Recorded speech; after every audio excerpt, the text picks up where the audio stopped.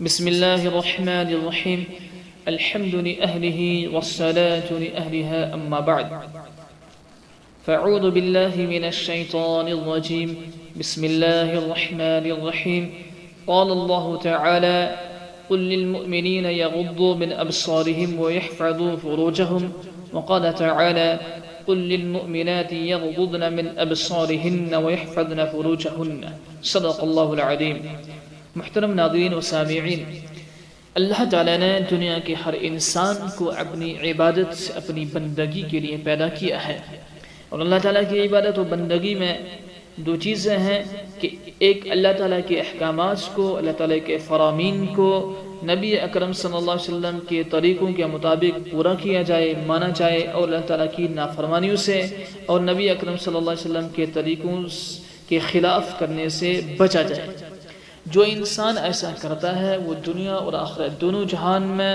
عزت کا، چین و سکون کا، اور دونوں جہان کی زندگی کی کامیابی اور کامرانی کا مستحق بن جاتا ہے۔ اور جو شخص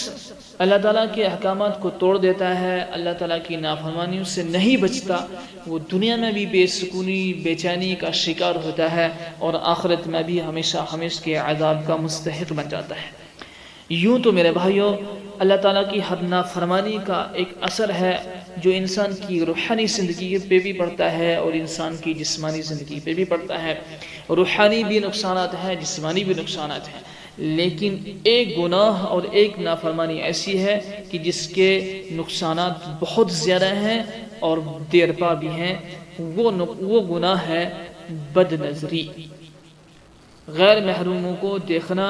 شہوت کی نظر سے دیکھنا، بری نظر سے دیکھنا۔ حکیم اختر صاحب رحمۃ اللہ علیہ ہمارے پڑوس کے ایک عالم بھی گزرے ہیں، اللہ کے نیک بندے گزرے ہیں، اور فرماتے ہیں کہ بد نظری کے 14 بڑے بڑے نقصانات ہیں۔ ان میں سب سے پہلا اور بڑا نقصان یہ ہے، جو نقصانات انہوں نے بیان کی ہیں قرآن حدیث کی روشنی میں اور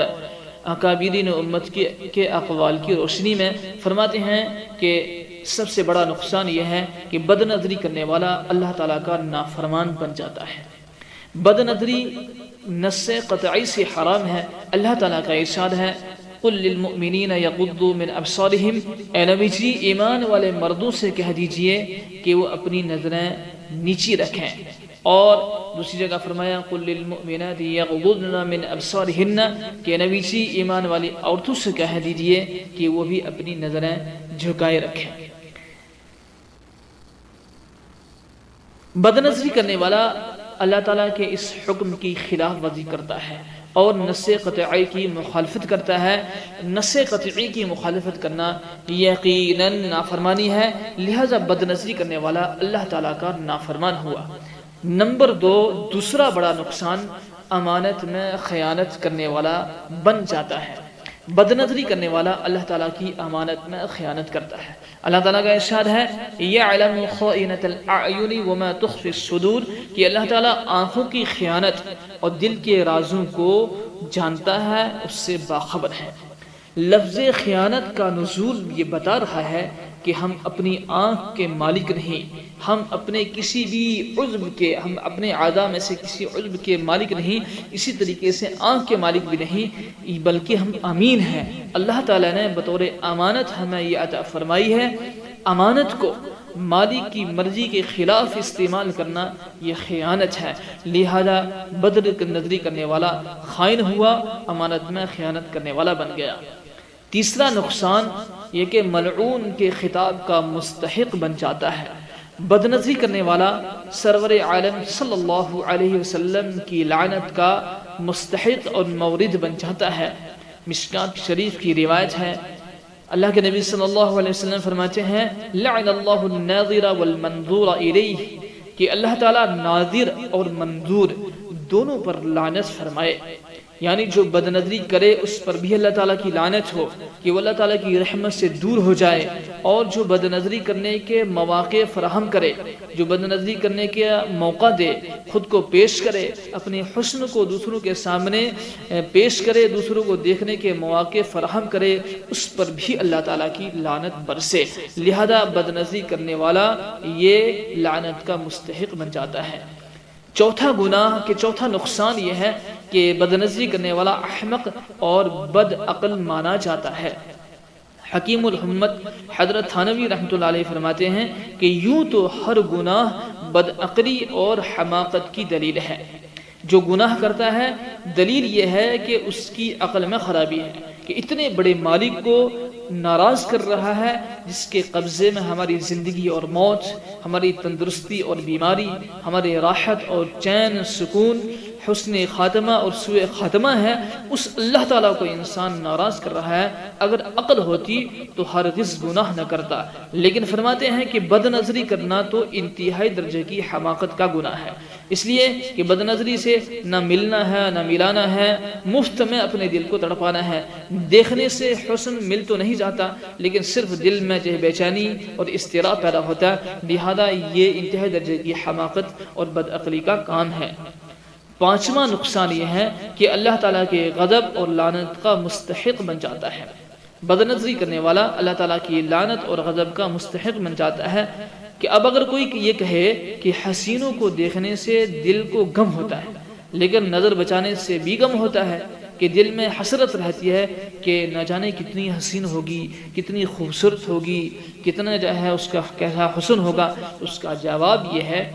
کہ دیکھنے سے حسن معلوم ہو جاتا ہے، تو یہ اس کا غم، حسن معلوم کا غم یہ اشد ہے، یہ دل کو مضطر کر دیتا ہے، دل میں بے چینی پیدا کر دیتا ہے۔ اگر نظر بچا لی تو یہ غم حسن نامعلوم ہوا، ایسے حسن کا غم جس کو دیکھا ہی نہیں، اس سے ہلکی سی حسرت ہوگی، ہلکا سا غم ہوگا جو بہت جلد زائل ہو جائے گا۔ حسرت حسن نامعلوم سے، یعنی جس کو نہیں دیکھا، اس کی حسرت سے دل میں حلاوت، قلب میں ایمان کی چاشنی پیدا ہوتی ہے، اس سے ایمان کا نور دل میں پیدا ہوتا ہے۔ اس کے برعکس حسینوں کو دیکھنے کے غم سے یہ حسن معلوم کا غم ہے، اس سے اللہ تعالیٰ کا غضب اور لعنت برستی ہے، جس سے دل مضطر ہو جاتا ہے، بے چین ہو جاتا ہے۔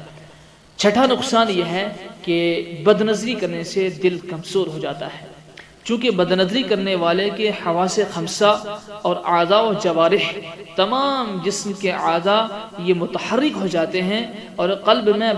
بد فعلی، بدکاری اور زنا کی خبیث قصد سے کشمکش میں مبتلا ہو جاتا ہے، لہذا بد نظری کرنے والے کا قلب اور قالب یعنی جسم اور دل دونوں کشمکش میں مبتلا ہو کر کمزور پڑ جاتے ہیں۔ ساتواں نقصان طبی نقصان ہے کہ غدود مثانے متورم ہو جاتے ہیں۔ بد نظری کا ایک طبی نقصان یہ ہے کہ اس سے غدود میں مثانے میں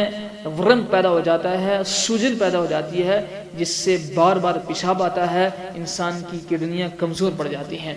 یہ بد نظری کے 7 نقصان ہوئے، بقیہ 7 نقصانات انشاءاللہ العزیز ہم دوسرے موقع پہ عرض کریں گے۔ اللہ تعالی ہم سب کو بد نظری کے اس فعل سے خصوصاً اور عموماً تمام گناہوں سے بچنے کی توفیق عطا فرمائے، آمین ثم آمین یا رب العالمین۔